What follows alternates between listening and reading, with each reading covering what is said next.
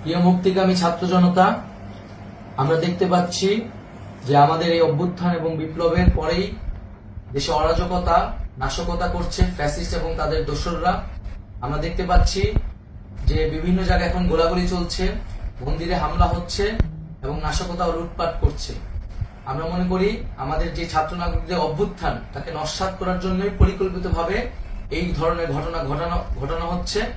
আমরা মুক্তিকামী ছাত্র জনতাকে সজাগ এবং সতর্ক থাকতে আহ্বান জানাচ্ছি এবং আমাদের যে অন্তর্বর্তীকালীন সরকার, আমরা সেই সরকারের যে প্রস্তাবনা 24 ঘন্টার সময় নিয়েছিলাম, জরুরি পরিস্থিতি মোতাবেক আমরা এখনই তার একটি রূপরেখা ঘোষণা করছি।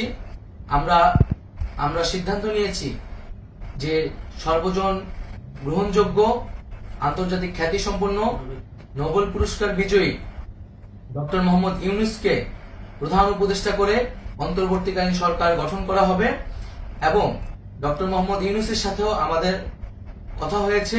তিনি ছাত্র জনতার আহ্বানে বাংলাদেশকে রক্ষা করতে এই গুরু দায়িত্ব নিতে সম্মত হয়েছে।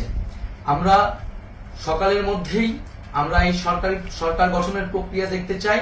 রাষ্ট্রপতির কাছে আহ্বান থাকবে যে দ্রুত সময়ের মধ্যে ডক্টর মোহাম্মদ ইউনূসকে প্রধান উপদেষ্টা করে অন্তর্বর্তীকালীন সরকার গঠন করা হোক এবং এই অন্তর্বর্তীকালীন সরকারের বাকি সদস্যদের নামও আমরা সকালের মধ্যে ঘোষণা করব।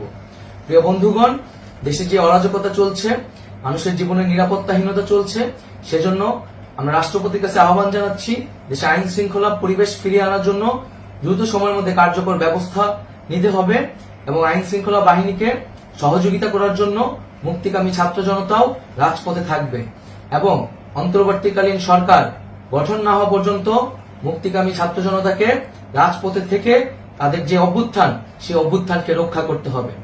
প্রিয় বন্ধুগণ, আমরা রক্ত দিয়েছি, শহীদ হয়েছি।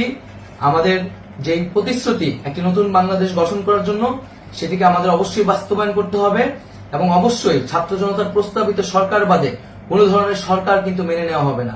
আমরা বলেছি কোনো ধরনের সেনা শাসিত সরকার অথবা সেনা সমর্থিত সরকার অথবা এই ফ্যাসিস্টদের দোসরদের কোনো বিটিম সরকার কিন্তু আমরা মেনে নেব না। কোনো গণবিরোধী সরকারকে মেনে নেওয়া হবে না। ছাত্র জনতার অভ্যুত্থানকারী যে প্রস্তাবিত সরকার, অন্তর্বর্তীকালীন সরকার, যেটা আমরা সিদ্ধান্ত উপনীত হয়েছি ডক্টর মোহাম্মদ ইউনূসকে প্রধান উপদেষ্টা করে এই সরকার গঠন করা হবে, সেই সরকারকেই বাস্তবায়ন করতে হবে অবিলম্বে।